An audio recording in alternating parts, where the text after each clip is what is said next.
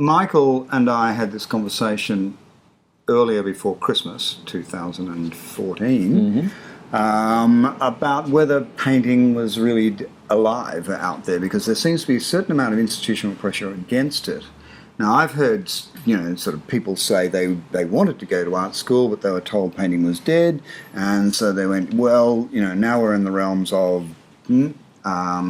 creative industries, and they just went, oh, well, I'll do marketing in that case. So.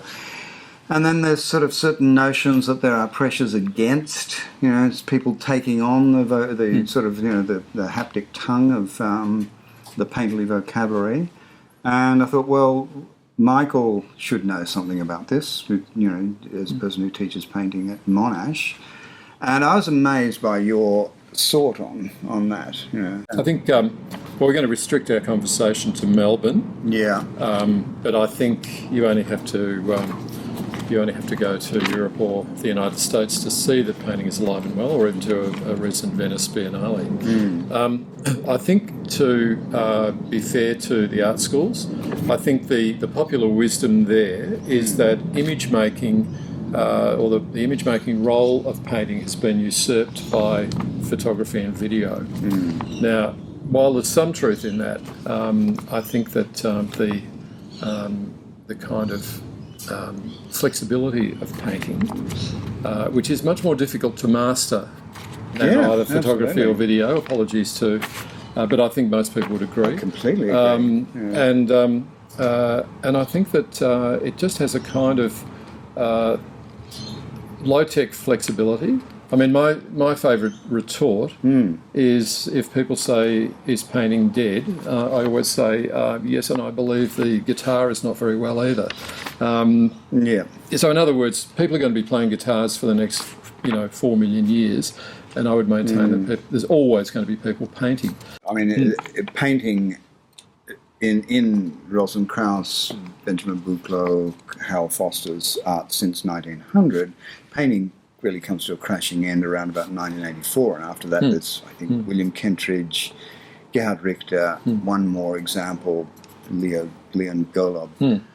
But it underestimates the sort of, you're talking about, it's very easy to take a photograph, good or bad, but it's actually very difficult to represent something with painting and drawing. It just might not be difficult to do a clumsy drawing, but that's why they had a 5-year painting course originally, back in the academy days. It's a complex business. And look, there's a lot of multidisciplinary artists who have included painting in their spectrum of activities. Mike Kelly comes to mind. There's lots of painters in Melbourne working with an expanded practice. Myself working in painting and film, and photography. But it's not as though it seems strange to me to sort of suggest that that a medium has outlived its use-by date. I think of Ricky Swallow wood carving, for example, you could sort of argue that 3D printing would throw that out the window, but there's still something magical about something that's done by hand, I guess. So, so what I might do is just put a painting map. I've worked this out. I'll keep this in my hand if that's all right. Fine. This is sort of going back roughly 40 years, and what I want to do is sort of look at, if you like, the great dividing ranges between different genres of painting activity in Melbourne, and look at some of the subgenres that come under those headings, and look at some of the ancestors, if you like, and the practising painters that work within those fields. So what I'd like to do is draw a compass kind of thing. This kind of analysis leaves out a lot of grey areas, so apologies in advance. What I'll do with the top area here is, this is abstraction, and down here is figuration. Okay, now I've still got this division here, and what I'm going to do over here is call this area cool, and this area hot. Now, cool meaning with some kind of conceptual distance from the actual performative act and the actual material itself. The most obvious example of cool abstraction, if you like, is hard edge. A hot response to that would be lyrical abstraction. And we might look at somebody here, like Robert Jacks, as a kind of ancestor. This is an earlier progenitor of the sort of genre. Yeah, and there are several. I've got a few listed here, but just to sort of put it into context. And over here, I just thought perhaps Alan Mittelman is a good example of a more lyrical. Now, I'd also argue that there's a kind of hybridised abstraction. I'll put that down here near the equator. And I've put Robert Rooney as a kind of ancestor there. Why Robert Rooney? What are you seeing there? What's the, like, he's definitely cool. Yep. And it's I see it's sort of crossover between abstraction and figuration. So he's using photo, screen printing. I suppose I'm talking about something that employs the visual machinery of cool abstraction, but brings representational elements into it. It's kind of heading towards pop in a way. And Dale Hickey would be another person who sits under here. Well, he probably goes sort of somewhere between. Yeah.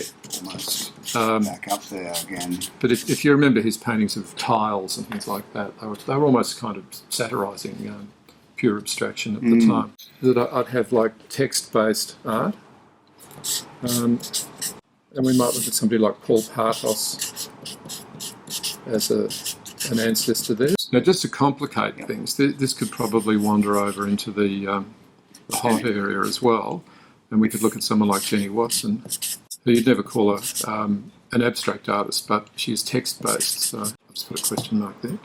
I mean, obviously all this is open to discussion. So sort of come back to that, but if we go down to the figuration area and stay in the cool hemisphere, the obvious one, if you like, is hyperrealism. Look, there's probably you could invite 10 artists into the room and they'd all disagree with 90% of this, but it just sort of breaks it up a little bit. But you've got one though. You've got a model. This is my ancestor here is William Delafield Cook. So most of these people I'm referring to as ancestors were basically riding high in the 70s when I first went to art school. So he mainly lived in the UK, didn't he? I mean, he was out here for several years. So not all these people were born in Melbourne, but they had a significant period of practice in Melbourne. Okay, so I've also put appropriation down here. This is still on the cool side, but it's heading towards figuration. Yeah. It's it could probably wander over there a bit, but it's conceptually cool. It has that sort of slight remove, and then pop origin over on the and pop would come in as well. Some of the more obvious ones come up, but one I thought of is funk. I thought of Mike Brown as an ancestor there. Narrative expressionism. Obviously, figuration goes hand in glove with narrative. To some degree, anyway. So there you get, almost Jenny Watson could be brought into that again. She could for sure. I've put her up here purely because of her use of text. Yeah. So, and a lot of the later stuff is kind of a lot of text, really. Yeah. Now, to me, the obvious ancestor here is Peter Booth, even though he obviously began up here. It's impossible to get this completely sorted because somebody like David Thomas, for example, his current work, would sit very comfortably next to the early abstractions of Peter Booth, in my opinion. But Peter Booth here is wearing the baseball cap of the figurative expressionist. All right. Gareth Sansome is another person who I've put under this. Narrative representation. Okay, now this is your straight shooters, if you like. The sort of the school of Edward Hopper, if you like. Okay. So Rick and Moore is my ancestor here. Yeah. Okay. Then can't leave out landscape, and obviously we've got someone like John Wolseley. Well, Fred Williams, I think you'd have to put him under landscape, but he could almost go under hybrid abstraction as well. Bearing in mind that that early 70s period, there was a lot of that kind of philosophy, if you like. So even someone like Fred Williams could be sitting alongside Robert Rooney, if you looked at it from that point of view. The most populous area in my map actually sits in this section here, and I've called it synthetic narratives.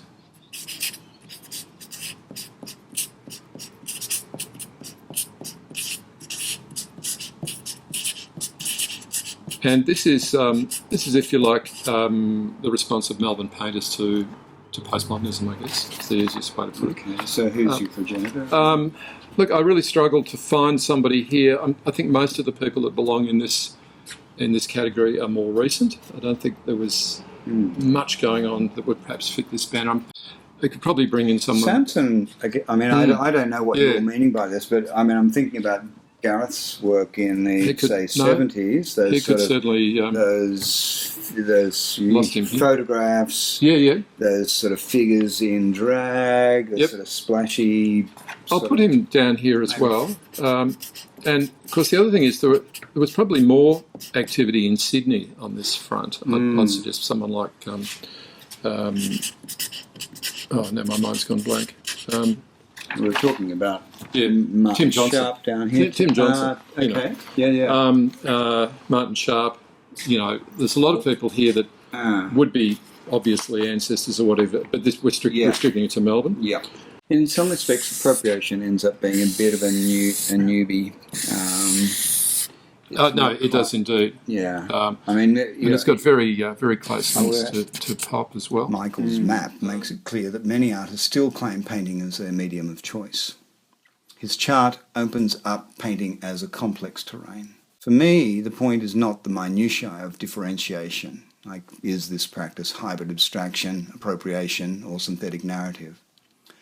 Rather, it is that each of these nuanced subgenres finds a place within Michael's map. The idea that any artist has a fixed place on any map might be something of an anathema to many contemporary painters who often drift between the relational coordinates of such a chart, sliding between hot and cool, figuration and abstraction. Michael's map makes it clear that contemporary painting is no longer defined in terms of the reductive aesthetics of formalist minimalism, where painting could be once understood as either cool or uncool.